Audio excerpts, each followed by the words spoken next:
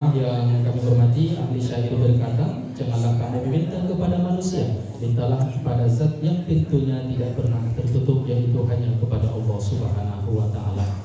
Selanjutnya kita akan mendengarkan tausiah agama yang akan disampaikan oleh Bapak Kiai Haji Muhammad Taufik Arianto SPI. Kita dengarkan bersama. Dibisikkan.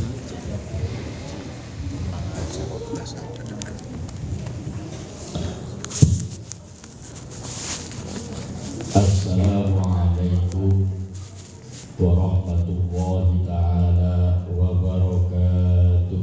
Waalaikumsalam warahmatullahi wabarakatuh. Yang semua yang bayar pada nantuk semua ini rupanya kekenyangan. Banyak makan bakso. Saya ulangi ibu bapak sekalian. Assalamualaikum warahmatullahi ta'ala wabarakatuh. Waalaikumsalam warahmatullahi wabarakatuh. Innallaha yuhibbul witra. Allah Subhanahu wa ta'ala itu senang perkara yang ganjil. Tadi kami baru salam 2 kali, insya Allah mau salam 1 kali lagi. Kami doakan yang mau jawab salam saya, yang punya bisnisnya lancar, yang punya jualannya laris, yang punya utangnya lunas. Assalamualaikum warahmatullahi ta'ala wabarakatuh. Waalaikumsalam warahmatullahi wabarakatuh. Kompak serentak utangnya banyak. Nahmaduka ya dzal jalali wal ikram ala akmalta lana min dinil Islam wa nusalli wa nusallimu ala nabiyil huda wa rahmah al-mab'usi bil kitab wal hikmah khataman nabiyyin wa imamil mursalin sayyiduna wa maulana Muhammadin wa ala alihi wa sahbihi Rasulullah ajma'in wa la haula wa la quwwata illa billahi al-aliyyil azim. Qala Allah ta'ala fil Qur'anil Karim, a'udzu billahi minasyaitonir rajim. Bismillahirrahmanirrahim. Wa basyiril ladzina amanu wa 'amilus sholihati anna lahum jannatin tajri min tahtihal anhar. Wa qala Rasulullah sallallahu alaihi wasallam, man fariha bidukuli Ramadan harama jazatu ala niron kamal hadis Rasulullah sallallahu alaihi wasallam. Bersama-sama kita hormati Eyang Sri Sudarsono sekeluarga. Mudah-mudahan kita doakan keluarga besar Eyang Sri Sudarsono selalu diberikan kesehatan oleh Allah Subhanahu wa Ta'ala, diberikan umur panjang oleh Allah Subhanahu wa Ta'ala.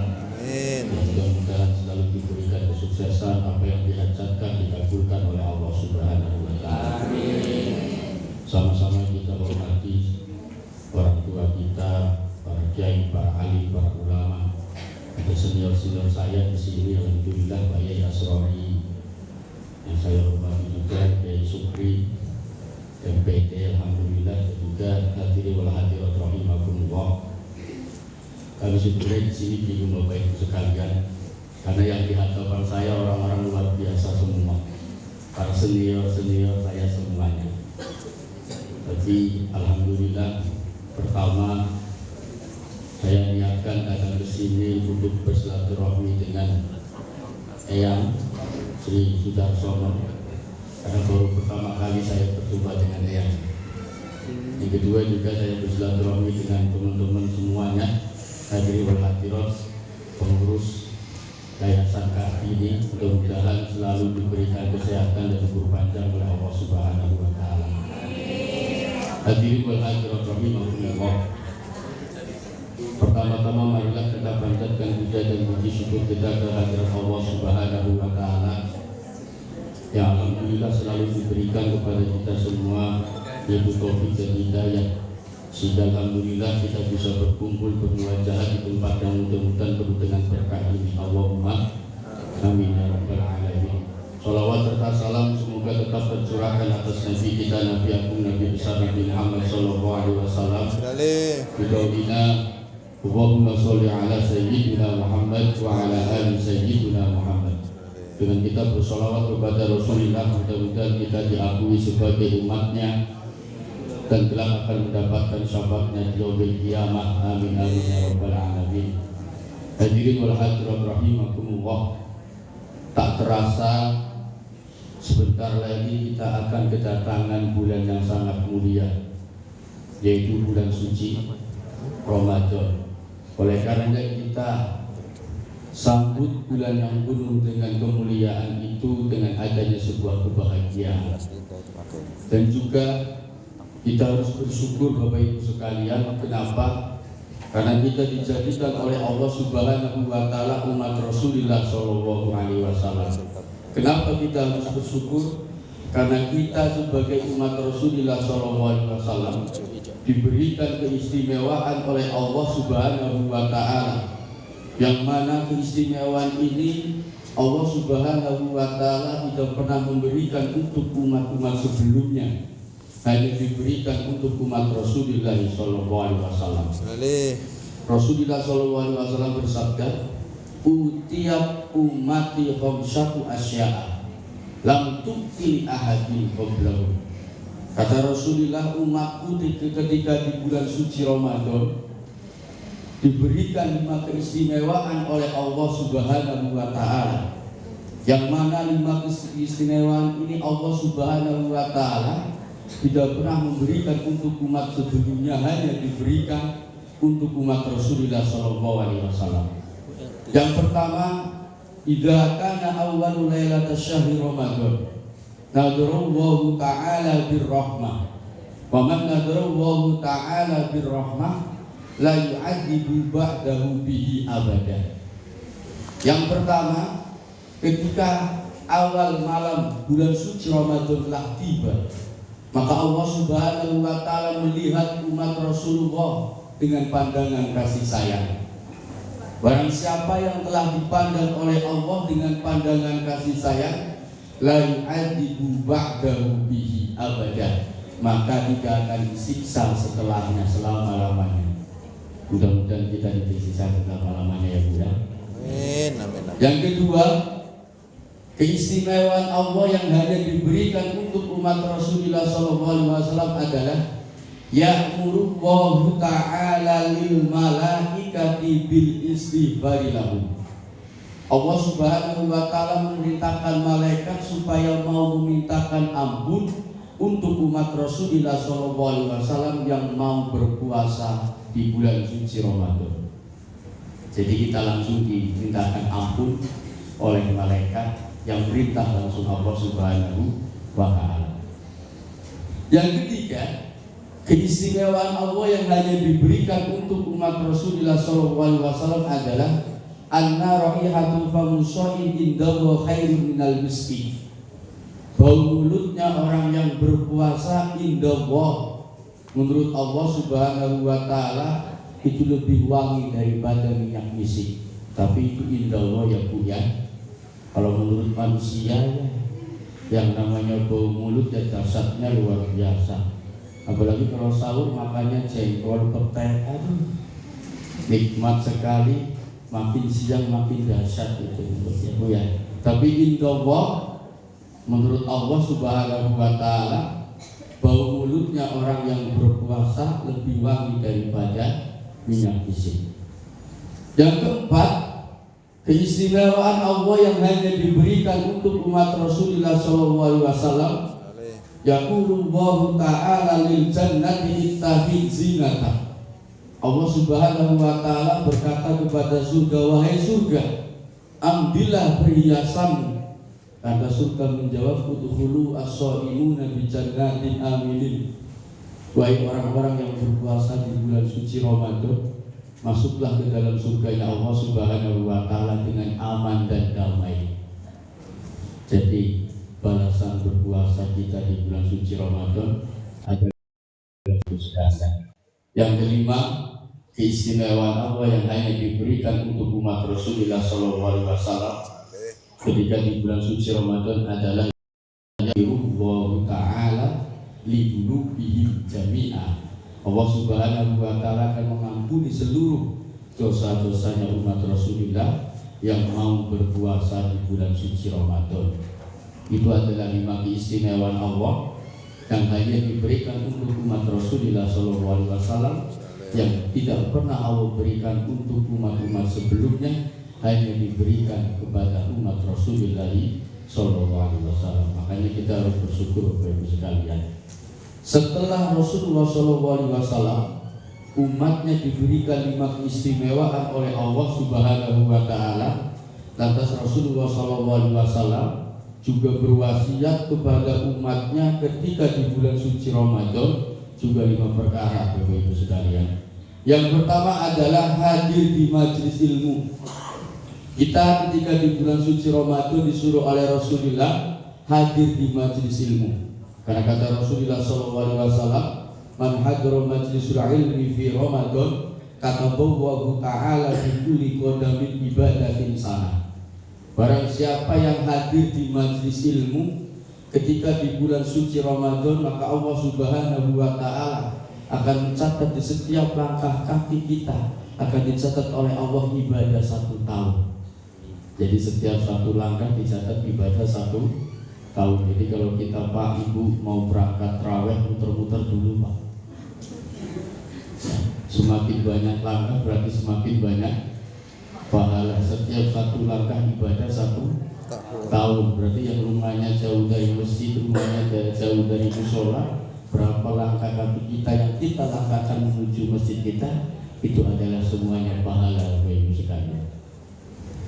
Yang kedua, wasiat Rasulullah SAW ketika di bulan suci Ramadan adalah dawamu alal jamaah. Kita disuruh oleh Rasulullah ketika di bulan suci Ramadan disuruh selalu sholat 5 waktu secara berjamaah. Karena kata Rasulullah SAW, man dawamu alal jamaati fi Ramadan kata Allah Ta'ala fi kulli raqatin madinatin tamna'u min nikmatillahi ta'ala. Barang siapa yang selalu sholat 5 waktu secara berjamaah ketika di bulan suci Ramadan, maka Allah Subhanahu wa Ta'ala akan mencatat di setiap 1 rakaatnya akan dibangunkan rumah istana di surganya Allah Subhanahu wa Ta'ala.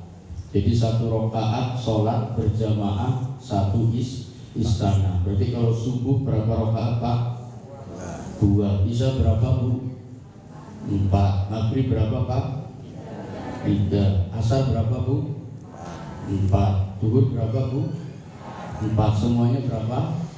Kalau 5 waktu itu Ibu lakukan berarti 17 rumah istana di surganya Allah Subhanahu wa Ta'ala dibangunkan untuk Bapak Ibu sekalian.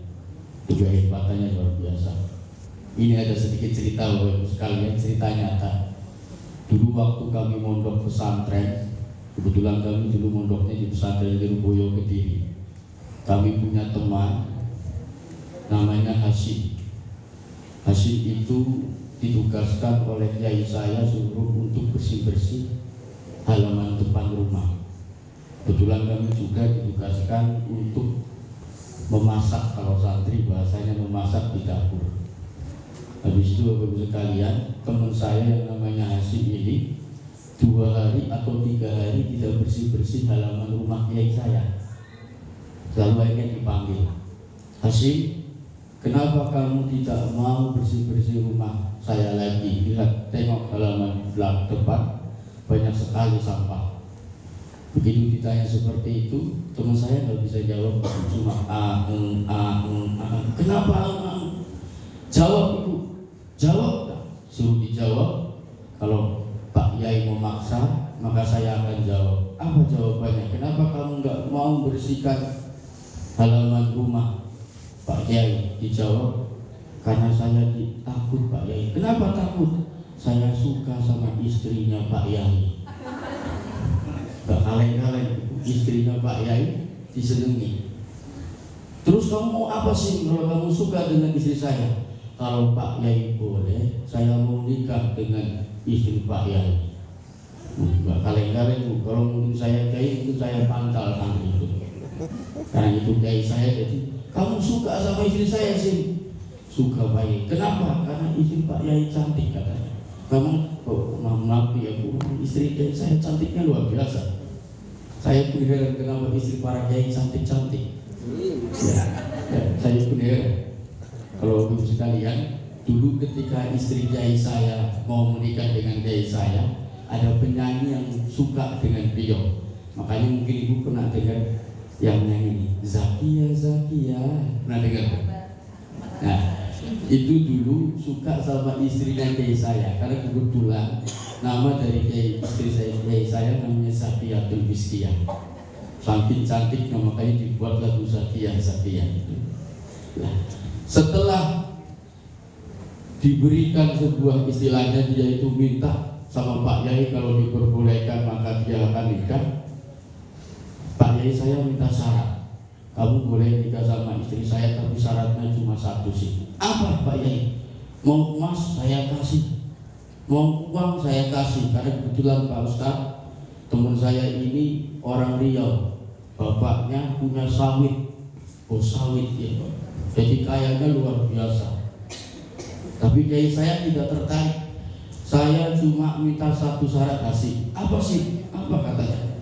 Dijawab satu syarat itu disuruh sholat 5 waktu secara berjamaah selama 41 kali. Tapi syaratnya Bu, disuruh sholat di belakangnya Pak Yai. Tidak boleh terputus 41 hari berjamaah disuruh di belakangnya Pak Yai. Saking senengnya teman saya Ibu, Masya Allah, duhur jam 12, jam 10 udah gelas sejadah, subuh jam 5, jam 3 gelas sejadah. Dan itu dilalui terus sampai pernah telat dia tidak dapat barisan pertama di belakang kiai saya. Dia rela bayar sama temennya supaya dia itu berada di belakang kiai saya sampai ke 40 harinya Ibu. Malamnya dia udah senang sekali Pak, mau nikah. Habis sholat isya dia mau akad bersama bunyai yang sangat dia cintai kan. Dia mau akad, saking senangnya Ibu. Sholat maghrib dia tak pulang, mandinya hampir 1 jam dia Pak. Mungkin 1 botol samponya pun habis. Dari mulai asar sampai maghrib isya dia tak pulang, duduk aja di situ. Saking senangnya dia mau nikah habis isya. Tapi saya ingat sekali Bapak Ibu sekalian, waktu sholat maghrib, kebetulan dia itu posisi di depan, saya di nomor 3 safnya. Begitu takbir Allahu Akbar, yang lain takbir dia ikut takbir, yang lain ruku dia berdiri, yang lain tidak dia berdiri, yang lain sujud dia berdiri saja. Sampai salam assalamualaikum dia tetap berdiri kayak patung.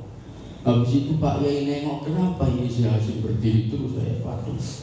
Diazani kuping kanan, diiqomah kuping kiri, baru dia pingsan.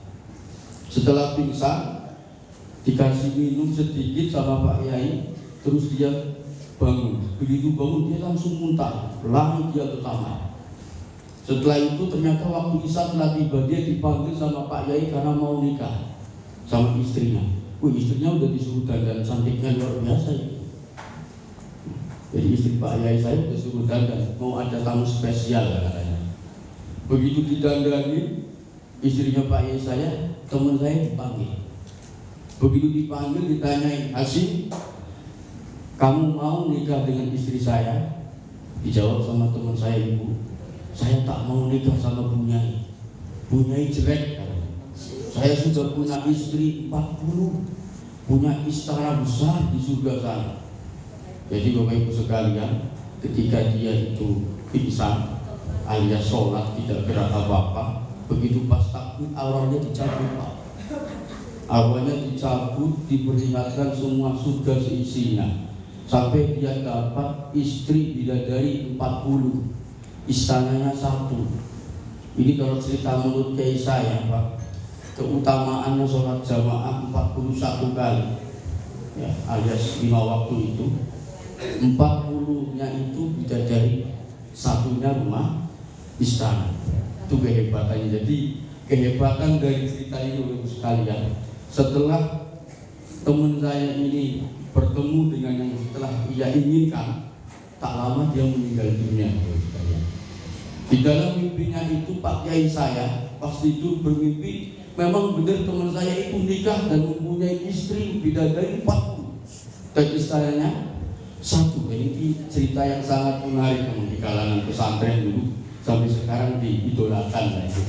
Sampai sekarang buat untuk sejarah. Makanya salah satu syarat diakui santri pondok pesantren Lirboyo Kediri harus melakukan sholat 40 sholat jamaah selama 41 hari baru diakui sebagai santri. Itu salah satu keistimewaan sholat 5 waktu secara berjamaah. Yang ketiga, wasiat Rasulullah SAW ketika di bulan suci Ramadan ini khusus bagi para istri, Pak. Apa? Ketika di bulan suci Ramadan disuruh oleh Rasul selalu minta ridho atas suaminya. Jadi kalau mau ngapa-ngapain ya disuruh minta ridho. Kadang-kadang kita punya istri ya Pak ya, minta maaf sama suami setahun sekali. Itu pas Lebaran saja, itu pun tak full 1 hari. Baru 2 jam 3 jam nengok THR uangnya udah mau habis, merepek lagi Pak. Ada yang kayak gitu Bu? Ya, teko wonge. Ya. Luar biasa Pak, kadang kita punya istri seperti itu. Kadang-kadang ya Allah, kita minta yang namanya kopi, minta yang namanya teh, Bu, tolong bikinkan kopi. Bu, tolong bikinkan teh. Apa jawaban istri kita? Kadang Pak, kopi. Tak kurang ngasih uang, minta kopi terus. Ada Bu yang kayak gitu Bu? Ada nggak ini? Oh, ada semua, ada yang ngaku, nggak ada yang mengaku ya Pak ya. Masya Allah. Padahal Ibu izin, mohon maaf, ketika suami kita minta kopi, ketika suami kita minta teh, maka di setiap satu tegukan yang suami kita minum, pahalanya seperti orang yang berpuasa selama 1 bulan plus sholat tahajud. 1 tegukan. Jadi kalau ibu-ibu semuanya pengen punya pahala yang banyak, buatkan suaminya kopi 1 galon. Itu dijamin subuh ketemu subuh pahala semuanya Bu. Nengok lagi kopi udah mau habis, jok lagi Bu. Setiap 1 tegukan pahala. Itu 1 subuh saat dari mulai subuh ketemu subuh pahala. Ya Bu ya. Kenapa Ibu sekalian? Perempuan itu paling enak Pak. Perempuan itu paling enak. Enaknya apa? Masuk surganya enak, masuk nerakanya ya enak. Itu perempuan. Saking enaknya perempuan, kalau masuk surga gak adil dengan laki-laki Pak. Laki-laki kalau masuk surga cuma dapat 1. Perempuan kalau masuk surga dapatnya 3. Apa? Laki-laki kalau masuk surga cuma dapat 1, dapatnya bidadari. Tapi kalau perempuan masuk surga dapat 3. Apa? Yang pertama bidadara. Jadi ada bidadari, ada bidadara. Yang kedua dapat perhiasan Pak. Kenapa kok dapat perhiasan? Karena perempuan di dunia suka yang namanya perhiasan. Kalau Bapak nggak percaya Pak, Ustaz Supri setelah ini mau mampir ke toko emas, beli emas 1 kintal. Habis itu Ustaz Supri mau manggil istrinya, emasnya ditaruh di sampingnya Ustaz Supri. Pak Ustaz disuruh manggil tuh istrinya, ditanya Ustaz milih mana? Milih emas 1 kintal atau suami? Jawabannya apa Ibu? Kalau Ibu nih, suami Ibu beli emas 1 kintal, lalu emasnya di samping, ditaruh di samping suami. Manggil suami, Bu, sini, milih mana? Emas 1 kintal apa suami? Enggak yang setia nih Pak berarti. Mas Sukri. Mas Sukri. Milih emas Bu.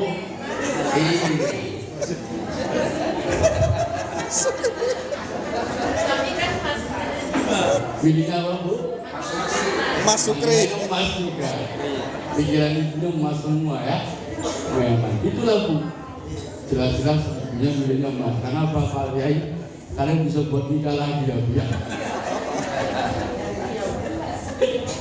Suami hilang bisa dapat 1.000 suami ya Bu ya. Emas 1 kintal Ustaz ya kan? Nah, Sehat. itu yang akhirnya ketika dia di surga dapat perhiasan. Yang ketiga, perempuan perempuan kok kalau masuk surga kalau seumpama suaminya baik, soleh-soleha, anaknya soleh-soleha, maka dia telah akan dikumpulkan kembali seperti hanya di surga. Itu yang disebut dengan istilah istri dunia, istri akhirat. Ya Bu ya, jadi ada istri dunia, istri akhirat. Istilah seperti itu memang ada. Dan cantiknya istri kita Bapak Ibu sekalian, itu cantiknya melebihi daripada bidadari. Hebatnya ya. Oleh karenanya Bu, apa kata Rasulullah SAW? Ma min imra'atin tatlubu ridha zawjaha fi Ramadan illa walaha sawabu Maryam wa Asiyah. Barang siapa bagi setiap istri ketika di bulan suci Ramadan selalu minta ridho atas suaminya, maka dia akan mendapatkan pahala seperti pahalanya Siti Maryam dan Siti Asiyah. Ya Bu ya, jadi untuk Ramadan ini Bu, habis pulang dari sini Bu, minta maaf ya Bu ya sama suami. Jangan cuma minta maaf pas waktunya lebaran aja, itu pun gak full 3 jam, merepek lagi, uang THR habis, ya kan? Ya Bu ya, pulang-pulang dari pertemuan ini disambut sama suami, cium tuh suaminya, salaman. Ya Bu, nengok tuh suami, kok kayaknya cantik kali istri saya kan? Akhirnya aku dijawab, yang cantik siapa yang punya? Dijawab sama istrinya, yang punya. Yang bertanya, yang cantik siapa yang punya? Yang punya, yang bertanya, aku milikmu, aku kasihmu. Semoga tak pernah berpisah, berdua selamanya. Pahala Bu, dosanya hilang semua. Apa yang dilakukan oleh suami istri semuanya pahala. Salaman tangan, dosa tangan hilang. Pelukan, doa, apa dosa yang ada di badan hilang. Ya Bu, kok sampai berhubungan dosanya hilang semua? Hebatnya itu suami istri semuanya ibadah. Yang belum nikah, mohon maaf. Udah.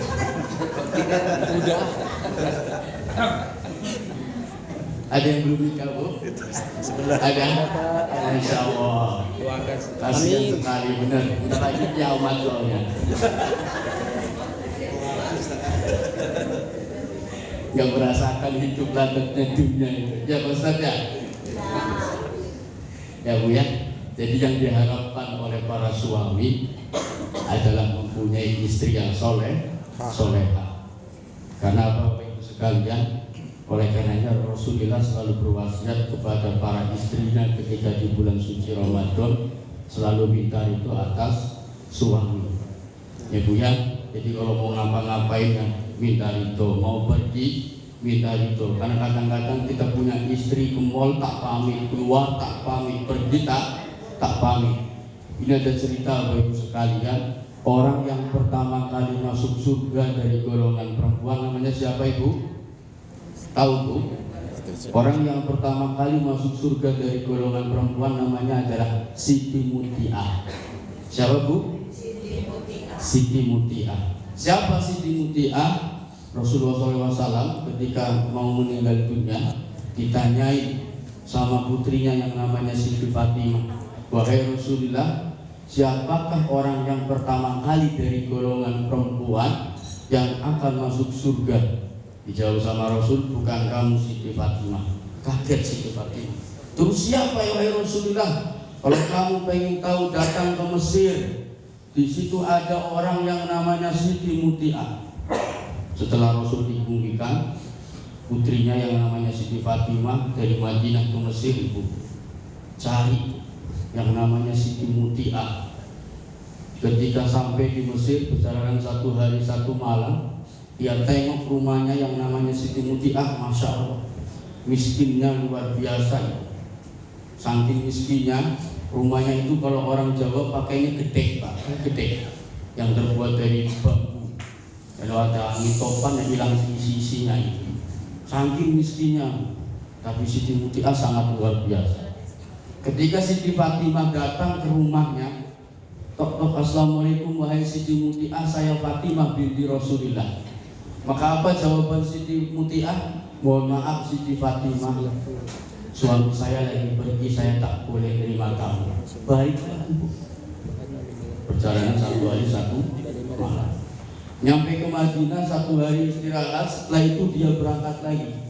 Ketika mau berangkat, anaknya yang namanya Sayyidina Hasan nengok ibunya mau pergi, mau ikut lagi.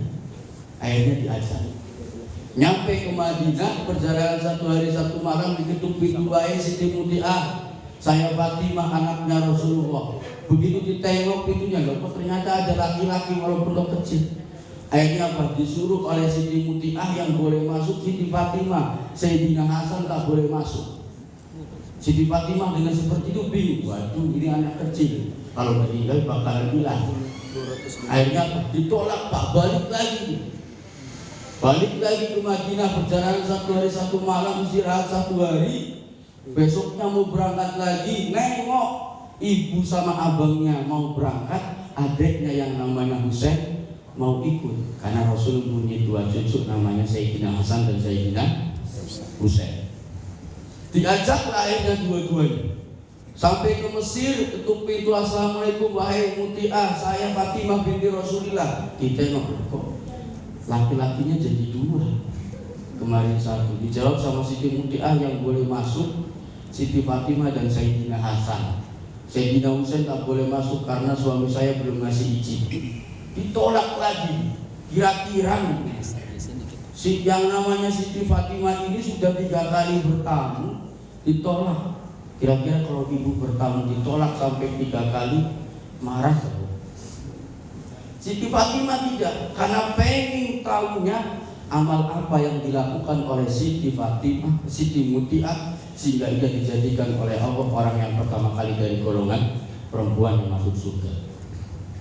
4 kalinya ibu maksud sekalian, 4 kalinya tengok, assalamualaikum wahai Siti Muti'ah, saya Fatimah binti Rasulillah.